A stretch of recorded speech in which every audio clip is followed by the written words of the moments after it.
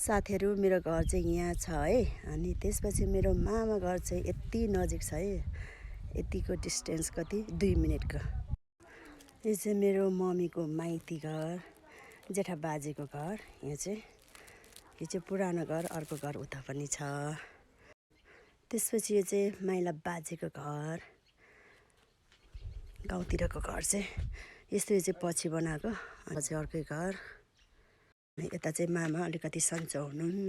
मामा ख्याचा सन्चो डुमडुम रहेछ नि टुकाटा। लो हाम्रो मामा बिरामी हुन्छ तर रक्सी चाहिँ खानुहुन्छ। लु खानुहोस् खानुहोस्।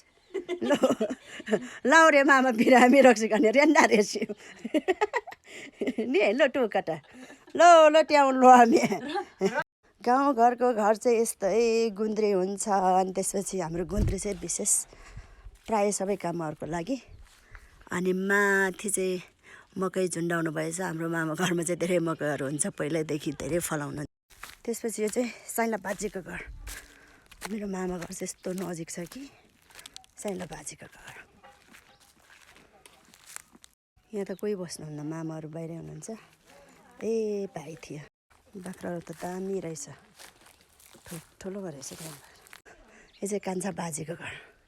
कान्छी बजू पनि बितिसक्नुभयो, कान्छा बाजे त उहिले बित्नु भएको। घर मात्रै छ यहाँ। ल म चाहिँ मामा घरबाट फर्केको। यो चाहिँ बोर्डिङ स्कुल है, यो चाहिँ पार्टिसन छुट्याएको जस्तोले। अनि हाम्रो मामा घर चाहिँ यति नजिक, हाम्रो चाहिँ मिल्छ कि एउटा साबिकमै कति धेरै हाम्रो गोद्रा छ नि त बिहा गर्न मिल्ने।